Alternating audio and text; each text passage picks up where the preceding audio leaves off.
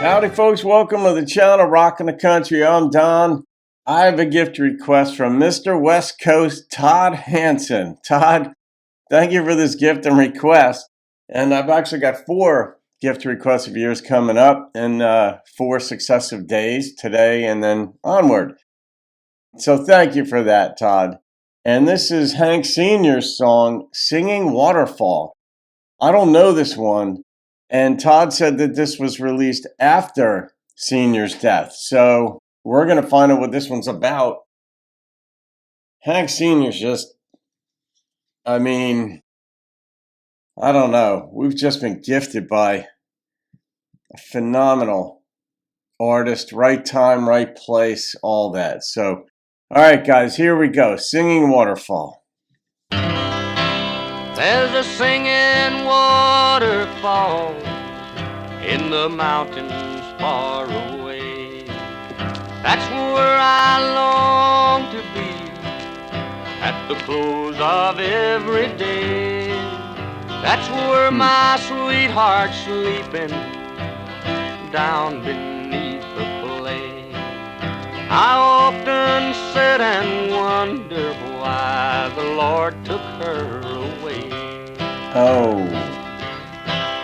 We'd meet there every evening when the sun was sinking low, and we'd listen to the waters as they ripple soft and low. And since she's gone to heaven, I miss her most of all.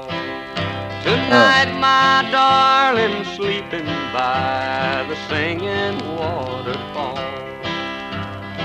It's quite an image. Last night as I lay dreaming, I heard my darling call, and then I went to meet her by the singing waterfall. She took me in her arms just like she used to do, and then I heard her whisper, we'll meet beyond the blue. We'd meet there every evening when the sun was sinking low, and we'd listen to the waters as they ripple soft and low. And since she's gone to heaven, I miss her most of all. Tonight my darling sleeping by the singing waterfall.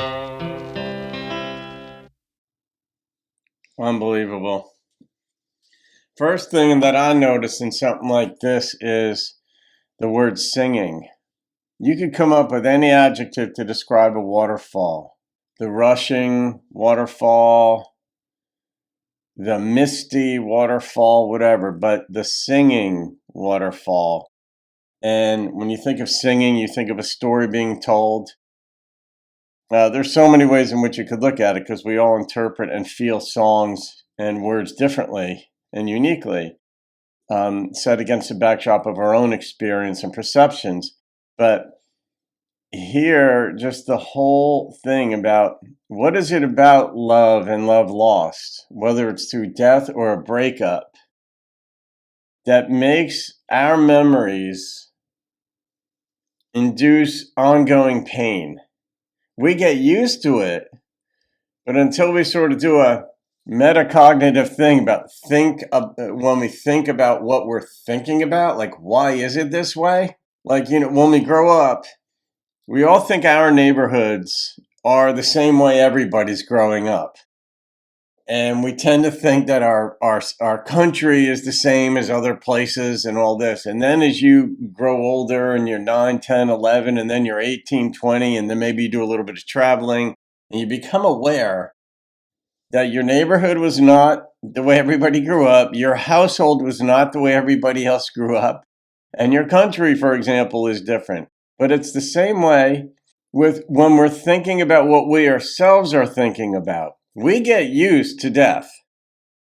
And I'm not saying we like it. I'm saying that we're just we're so used to it as human beings that, we have a pet die when we're younger, then our grandparents die, and then maybe a friend dies when we're in our teens or 20s. And then you see the headlines and or some of our favorite artists or sports fans.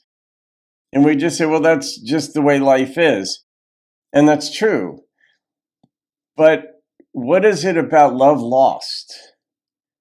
And that we live with this lingering pain. Who can explain that?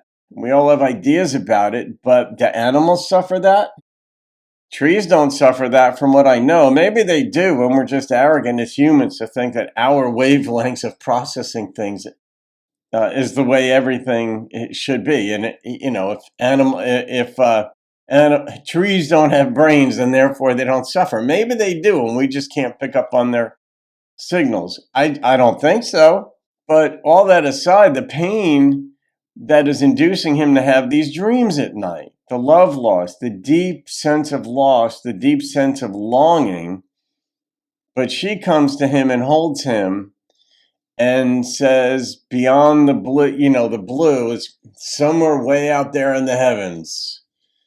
I'll meet you there, type of thing. And it's a nice thought, but does that continue to torment us too? That like there's something that is promised to me in the future. Okay, at least I have hope that there's something better, but does that negatively impact my present? These are other considerations for psychologists, sociologists, and philosophers such as myself to contemplate, and I do. But you could just feel it in his voice. Some people have this gift of communicating songs that just break through everything. I don't care if you're a tough guy or whatever, or just like this lyrical poet. It doesn't matter where you come from. A guy like Hank Sr. can just break right through all that stuff and just, here you go, feel it. So, Todd, you got me off and running on St. Patty's Day, my friend, and I'm not even wearing green. That's just a beautiful, beautiful ode to a woman he loved. So, I'm going to rate this one. And I even love the scratchiness in it because that's just what they had. That was the recording mechanism back then. It's not been digitally remastered, and that's okay. I like the nostalgia. Brings me back to my childhood. The number that popped into my head was a 9.6. It's just next to impossible to give Hank a low rating on a song. He could be singing about an armchair, and I'd be like, oh my God, I feel it. So anyway, all right, guys, I hope you enjoyed that. You can thank Todd Hanson for that one. Have a great day. I'll see you on another video. Keep rocking the country. Last night as I lay dreaming, I heard my darling call. And then I went to meet her by the singing waterfall.